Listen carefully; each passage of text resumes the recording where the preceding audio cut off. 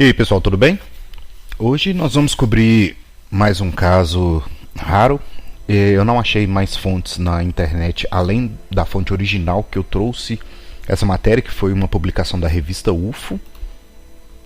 Se não me engano, o ano da publicação dessa matéria foi de 98 e ela foi colocada no site pelo Birajara Franco Rodrigues, né, e um grupo de investigadores, que eu vou citar ao final do texto. E esse é mais um caso daqueles que, né, ninguém tem notícia, ninguém ouviu falar. Um caso muito interessante, tem alguns pontos que eu achei bem legal da história que eu vou sublinhar eles pra gente, vou reforçar eles, porque são pontos que trazem uma pulga atrás da orelha de coisas que a gente já viu em outros casos, em outras situações. Então, vou trazer para vocês hoje esse caso que chama caso Fujihara. Ele aconteceu em Poços de Caldas, interior de Minas. Então vamos lá?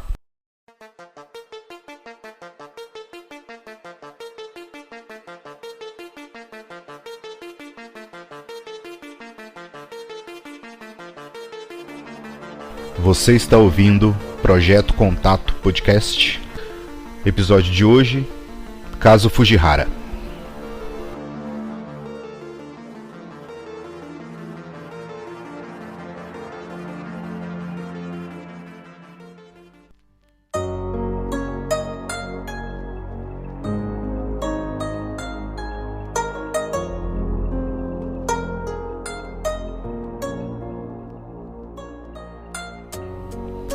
Quando José Marcos Sabino de Carvalho resolveu abrir aquelas duas malas descoradas, com as capas rachadas por 35 anos de desprezo, num canto de um porão, retirou delas 2 ou 3 peças de roupa mofada, alguns livros, que no meio deles estava um dicionário português-japonês, com caracteres nipônicos, escrito a nanquim, e umas poucas palavras inteligíveis no nosso idioma. A tinta estava manchada, quase ilegível.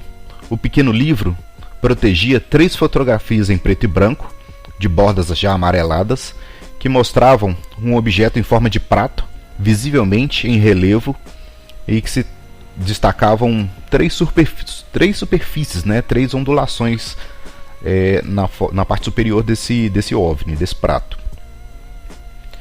Na maior imagem, aquele prato alongado, né, ele era suporte para uma superfície mais volumosa, como se fosse uma cúpula, né, na parte superior do OVNI. E na imagem pode-se notar que foi tirada na frente da fachada na época, denominado Hotel Hidrominas, que era um dos mais antigos e tradicionais da cidade de Poços de Caldas. Na imagem, 4 homens apontam para o OVNI, que está parado no céu, né, que parecia um dia um pouco nublado com um tempo chuvoso. O objeto estava estabilizado e estava simetricamente alinhado ao chão, né. Ele estava como se fosse reto em relação ao chão, não estava inclinado nas imagens, e ele estava ao lado de uma das serras que limitam Poços de Caldas. Atualmente, o hotel tem nome de Palace e ainda é mantido sob constante conservação próximo à enorme Praça Pedro Sanches, que é uma praça muito arborizada, e nessa praça tem um marco, né, um monumento que chama Minas ao Brasil. O prédio proporcionou um ponto de referência para quem for tentar tirar uma fotografia na mesma posição. O prédio, como ele ainda está lá, ele serve de referência, de parâmetro, para ter uma ideia da distância e posição do OVNI registrado. Tudo indica, considerando a distância, né, que foi focada na fotografia, que o OVNI não alterou sua atitude nas 3 imagens que foram registradas, nas 3 fotos, pois o tamanho aparente entre as 3 fotos é o mesmo. Sabino, que encontrou as fotografias numa chácara que ele administra, foi as caixas, né, onde é que tinha esse material, foi deixado por uma família de italiano que o criou. A chácara pertence à família dele, que veio para o Brasil logo após a Segunda Guerra e adquiriu um hotel menor com o nome de Hotel Sion, que fica no centro da cidade de Itajubá, próximo a Poços de Caldas.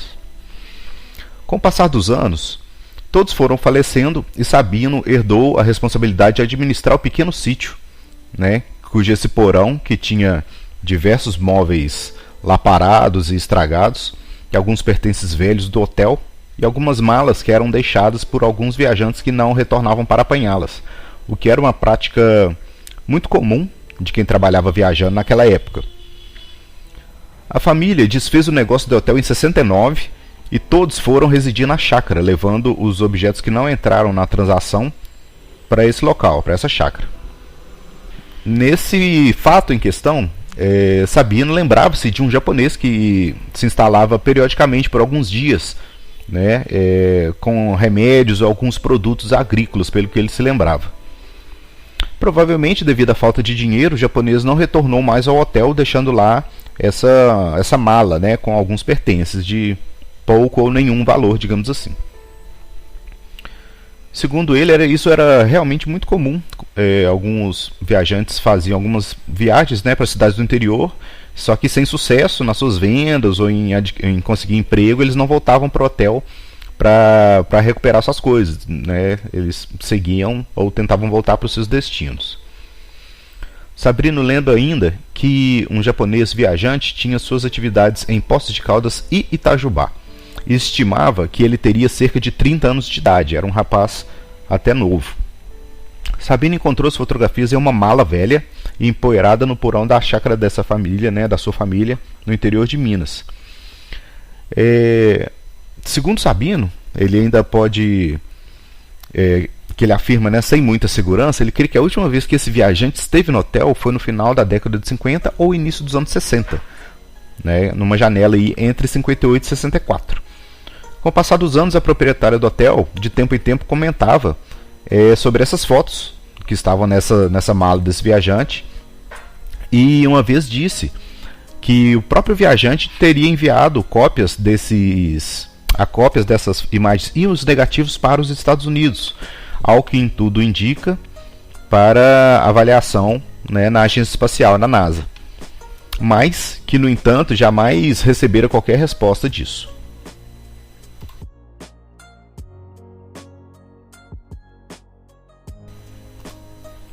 Acho interessante trazer pro quadro geral também, né, que no ano de 58, né, que seria o período que esse senhor estaria hospedado, foi o ano de fundação da NASA. A NASA foi fundada em 58. Então, é uma coisa que ela está contextualizada com o momento, digamos assim, para validar esse ponto, né, justamente se esse avistamento, esse registro tinha sido feito antes da criação da NASA ou já posteriormente, e foi realmente posterior. Então, segundo a análise de quem teve posse das fotos, né, as fotos foram batidas um pouco depois do meio-dia, e provavelmente a máquina utilizada foi uma Yashica, que era um tipo caixão, né, que era muito comum naquela época, essas máquinas dos anos 50. Quando a dona Ana Castiglione, que era a proprietária do hotel, faleceu em 96, seu pupilo ficou com as chaves da propriedade e hoje é responsável pelo patrimônio, incluindo os móveis em estilo antigo que estão na sede do sítio da família. As coisas inutilizadas e envelhecidas todas foram para o porão, e entre elas alguns livros de registro do hotel, registro dos hóspedes, né, que é bem comum fazer aquele registro de check-in e check-out. As fotos foram encontradas dentro de uma das malas, que estava dentro de um pequeno dicionário, mas realmente não tinha nenhum negativo nessas fotos.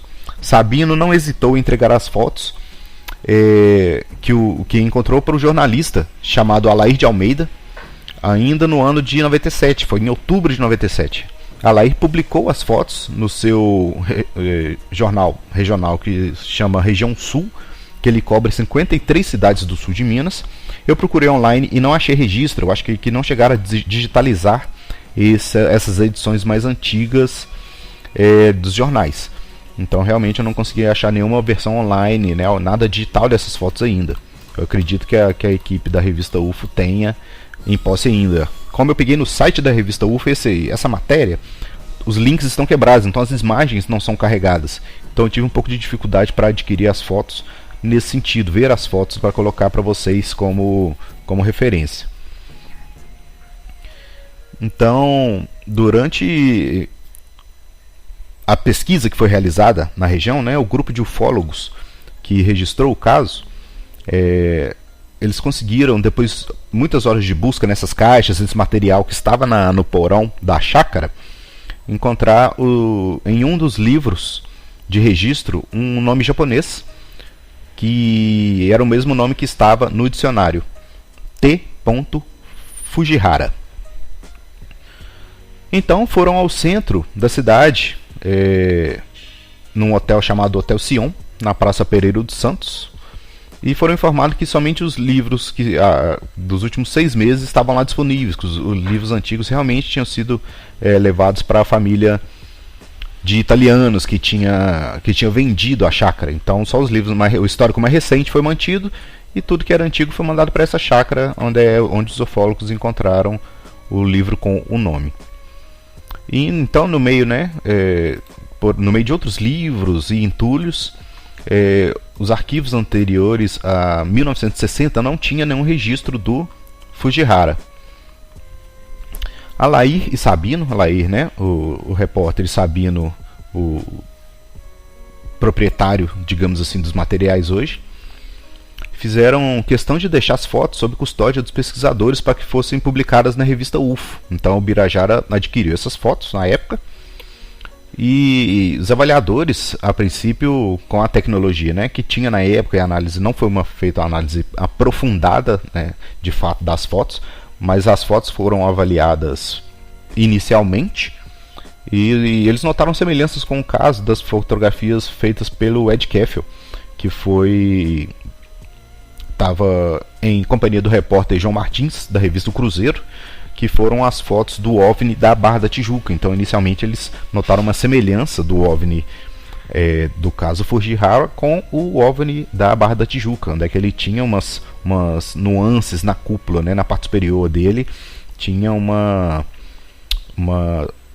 alto relevo, digamos assim. Não era um disco todo linear, todo liso. E poucas vezes, em caso ufológico, a gente pode identificar um modelo específico de OVNI, de nave, que é relatada em mais de um caso, né?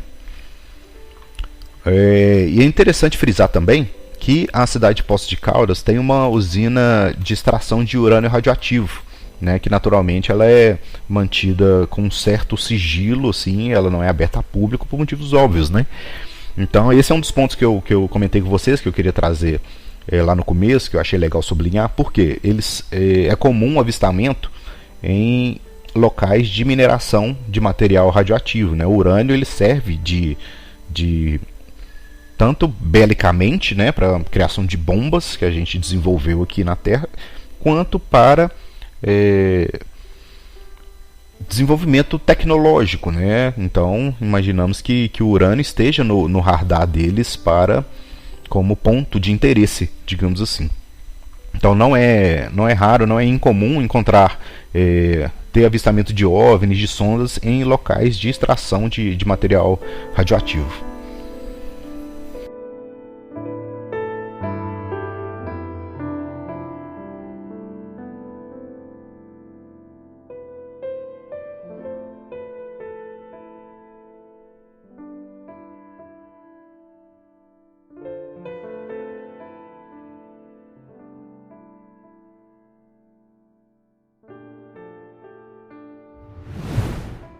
O senhor Alair de Almeida, editor do jornal Região Sul, publicou as fotografias no jornal na época, né? E se realmente foi enviado para a NASA, a gente não pode ter certeza, né? Era só uma história que a proprietária tinha contado, mas não tinha esse crivo, né, da informação, nem do senhor Fujihara também. Ele não foi identificado posterior a esse caso para poder esclarecer o paradeiro dessas fotos e do negativo. os ufólogos continuaram buscando através dos livros, né, de 54, 57, 58, 60, e que fizeram aquele levantamento, né, a priori foram os primeiros livros que eles pegaram para conferir as entradas e saídas de hóspedes, tentando localizar o registro, né, de alguém com esse nome de Fujihara.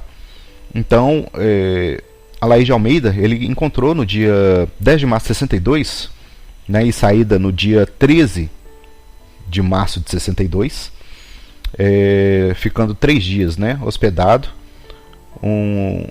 o senhor T. Fujihara. Então ele encontrou no livro a data exata, né, em que foi a última estadia do senhor Fujihara. E no livro, né, naquele livro de mão que tinha do senhor Fujihara, aparentemente ele veio de São Paulo para a região de Poços de Caldas, e junto com o livro, né, tinha também o seu número de identidade de viajante, né, que era o tipo M19, né, tem a numeração específica, como se fosse um CPF, né, de um imigrante que venha a ser devidamente naturalizado e regular no país. Ele gera um número, né, que é um modelo desse M19, né, que é o modelo 19, que é uma certidão que tinha para estrangeiros na época, como se fosse um passaporte. Então eles conseguiram identificar também mais um dado do Sr. Fujihara. Então os pesquisadores foram até um senhor chamado Miko Kawai, que era um senhor japonês idoso que residia na cidade de Itajubá há décadas, né? E esse senhor foi procurado pela equipe que estava realizando as pesquisas na região para tentar traduzir, né, ou ter mais alguma informação do que estava escrito em japonês no livro, né? Então, segundo esse senhor Miko, essa escrita, ele tinha escritas tradicionais, mas tinha também uma escrita típica, que ele não conseguia identificar, ler muito bem, que era como se fosse um linguajar mais rebuscado, que era um pouco mais complexo para sua tradução. Então, mas ele pôde identificar o nome completo do Sr. Fujihara, que seria Tazahiko Fujihara, que era o nome completo dele, que estava na última página do pequeno livro em japonês. Então, e próximo do nome do seu Fujihara, que estava no livro, tinha uma palavra que estava escrito, junto de um asterisco, estava escrito possessão, né? Então a equipe que fez a investigação ficou na dúvida se o senhor Fujihara ele tinha dificuldade com o português para encaixar algumas palavras, né? Que indicando que aquele dicionário, né, aquele material, aquele caderninho seria de posse do seu Fujihara ou de possessão do seu Fujihara, né? Não sabe se a palavra foi escrita equivocadamente.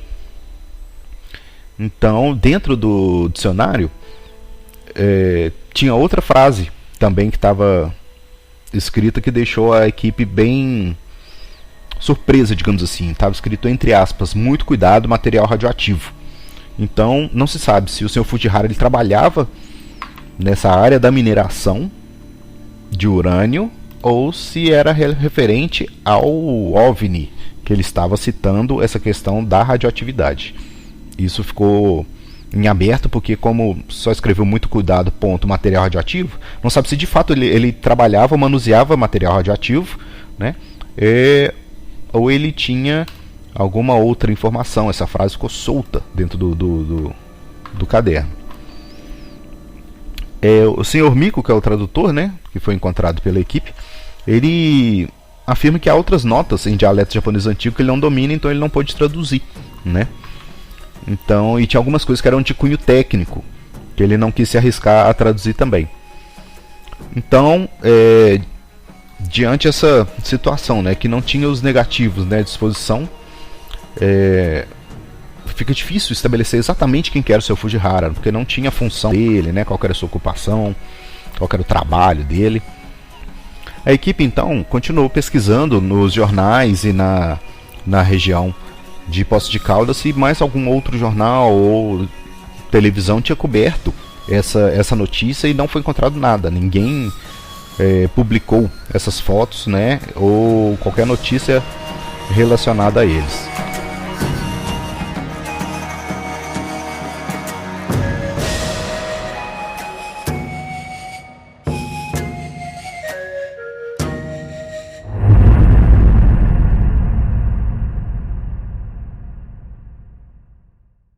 E eu fiquei de trazer também informação do grupo, lá no comecinho, né, que realizou o registro do caso. Esse grupo se chama UFO Pesquisa, UFOP, né, UFOP, né, que no ano de 97. Era um grupo de 6 pessoas, liderado pelo ufólogo César Garcia do Lago, né, e ficava na cidade de Campestre, na região sul de Minas também, bem próximo ali de Poços de Caldas. E foi a equipe que trouxe, né, esse levantamento desse caso à luz do dia, né? Então foi mais um caso aí que a gente nunca ouviu falar. Eu não vi em lugar nenhum ninguém falando desse caso, não existe. E as fotos no link da revista UFOs Estão Quebrados. Então eu vou pedir depois encarecidamente ao Thiago Tiquete para ver se ele tem em arquivo lá essas fotos em forma digital para enviar, para que eu coloque no livro, né? O livro que eu estou montando, esse caso vai para o livro. Eu espero colocar as fotos, e caso tenha mais alguma atualização, né, de algum descendente do seu Fujihara ou da família que tinha a gestão deste hotel, vai ser muito bem-vindo, né? Então, se tiver alguém aí na podosfera que for parente do senhor Marco Sabino de Carvalho, né, que tá lá na chácara, lá no interior da região de Poços de Caldas, a gente vai ficar muito feliz em implementar esse caso, né, em trazer mais informações, enriquecer mais um pouco. E é isso, galera. Esse foi o caso de hoje. O que vocês acham? O que vocês acharam desse caso, né? Acharam interessante? Por favor, comentem aí nos comentários, principalmente, gente, no Instagram, se for possível, porque o Spotify ele não me deixa interagir com vocês. Então eu vejo os comentários, eu fico muito agoniado de não poder responder, não é uma rede social, digamos assim, né? Então eu vejo as pessoas que comentam nos episódios e eu não posso interagir com vocês. Então procura nas outras redes também, tá? Meu WhatsApp é bem acessível, eu deixo sempre o link aqui das minhas redes embaixo. Então tem Instagram, tem e-mail também do podcast para vocês mandarem fotos, casos, tiverem relato, qualquer dúvida, podem entrar em contato com a gente. Então eu queria abrir um parênteses aqui para primeiro agradecer vocês, né? O podcast está ficando cada vez mais interessante, ficando mais relevante dentro do Spotify também. Eu agradeço muito a vocês que estão ouvindo, tá? Sem vocês nada aconteceria, não seria possível, tá? Eu queria abrir um momento aqui para agradecer o pessoal que tem comentado nos últimos episódios.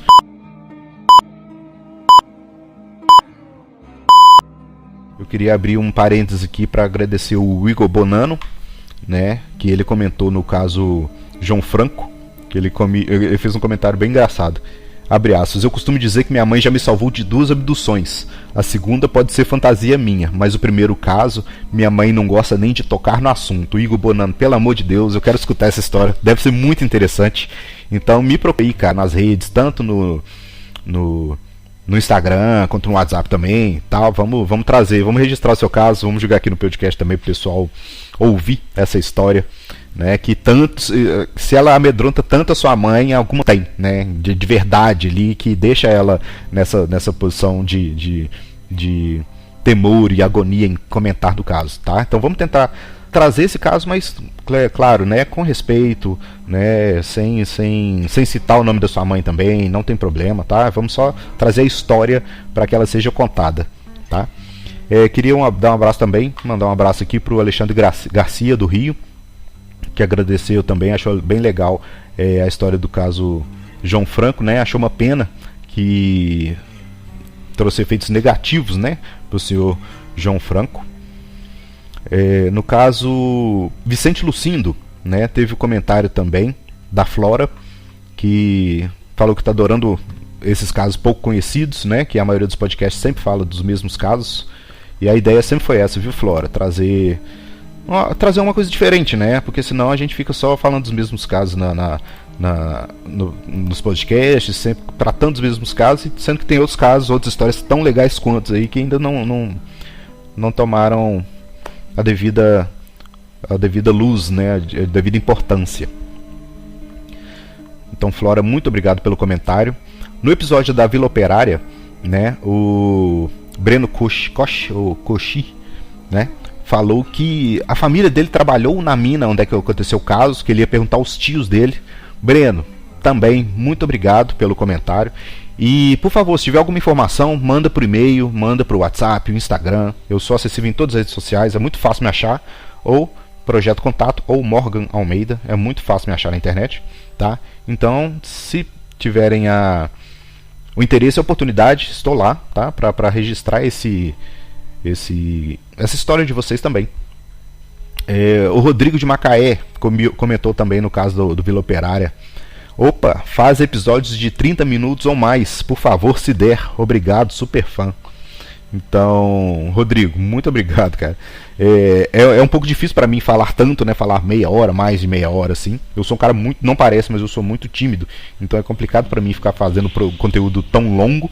Então os casos que eu geralmente encontro também são mais curtos. Então eu não gosto de ficar enchendo linguiça, eu gosto de ser objetivo, né? E falar do caso sem floreio, sem ficar inventando em cima coisas que principalmente eu não sei. Mas espero que esse episódio de hoje, com os comentários, ele se prolongue mais, tá? Então, Rodrigo, obrigado. E vou procurar casos mais longos, sim, pra trazer pra gente, tá? Obrigado pela indicação aí. O Alexandre Garcia também, lá do Rio. Falou, boa, Morgan, Missing Time total, no caso de Vila Operária, né? Nosso protagonista, ele tem um episódio de Missing Time ali, que ele é abduzido durante a noite e só acorda no outro dia de manhã, com a sua esposa o acordando. Então realmente foi mais uma história que a gente não tem ideia o que aconteceu com o protagonista.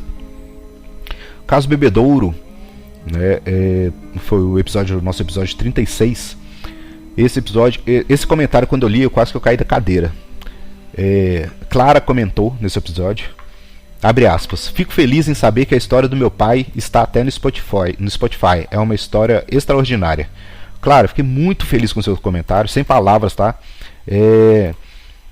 No caso do seu pai, né, eu sou de Belo Horizonte, então eu queria saber, né, o ponto de vista de vocês também, da família, né? Como é que se deu o dia a dia do seu pai após esse contato? Como é que foi a relação dele, de vocês, né, da família com ele, dele também, né, após esse trauma que ele passou dessa abdução? Como é que vocês lidaram com isso, sabe, no dia a dia? Como é que foi a vida de vocês? Teve muito impacto? Eu gostaria muito de registrar, claro, se fosse possível, um bate-papo com você, uma conversa sua, né, saber como é que sua família lidou com isso, né, porque a gente carece de informações, né, quando a gente faz essa pesquisa ufológica. A gente tem o contato, o relato, né, do protagonista, mas todo protagonista tem uma família, né, gente? A gente esquece de perguntar, tá, mas e a família? Como é que foi isso, né? Como é que a família lidou com isso? É uma situação muito traumática e espero um dia, claro, poder contar o seu ponto de vista, né? Como é que você viu o seu pai após esse momento, né? Como é que foi a vida de vocês? Eu sei que essa situação do caso que ele passou, da abdução, seu pai já era católico, então deixou ele mais fervoroso ainda, né? Ele teve mais certeza da sua fé depois daquele momento. Eu achei isso muito bonito, sabe? Ele ter essa fé para poder se apoiar, sabe? No momento de dificuldade, muita gente não tem isso. Então achei super legal. Muito obrigado, viu, Clara, pelo comentário. Pulando aqui pro episódio 33, Cidade Perdida Z. Nando, obrigado, Nando, pelo comentário. Ele comenta, abre aspas, irmão, gosto muito da sua narrativa, o áudio melhorou muito de qualidade, parabéns. A trilha sonora poderia ser mais suspense ou algo assim para dar mais imersão à história. Brigadão, viu, ô Nando? Realmente eu não cheguei a criar uma situação, um ambiente de muito suspense para não criar um clima, uma ambiência muito de terror, mas eu achei interessante e posso para um caso futuro trazer mais, sim. Achei super legal e muito obrigado pelo comentário. Então, gente, no geral é isso, não vou me alongar muito não. Muito obrigado pelos comentários, está sendo muito interessante. Eu tô gostando cada vez mais, né, de poder trazer esses casos, né, para a luz do podcast aqui. E quem sabe ele entra aí como os casos mais comentados, né? Nosso estado, e eu tento bastante só falar dos casos de Minas, porque só Minas já tem muita coisa, já tem muita história, tem muito caso. Então, espero ter força e energia para trazer mais episódios cada vez mais interessantes e bacanas para vocês, beleza? Então, gente, muito obrigado. E considere-se mais uma vez participar do Apoia-se, né? Toda ajuda é super bem-vinda para os podcasts, né? A gente faz isso tudo de grátis, né? A gente dedica o nosso tempo de estudo, tempo de gravação, tempo que podia estar curtindo fim de semana, família, para estar lendo coisas de ufologia, pesquisando. Então, qualquer valor, qualquer ajuda ali é muito bem-vinda. Então, fiquem com Deus, até a próxima e a gente se vê muito em breve, galera. Valeu!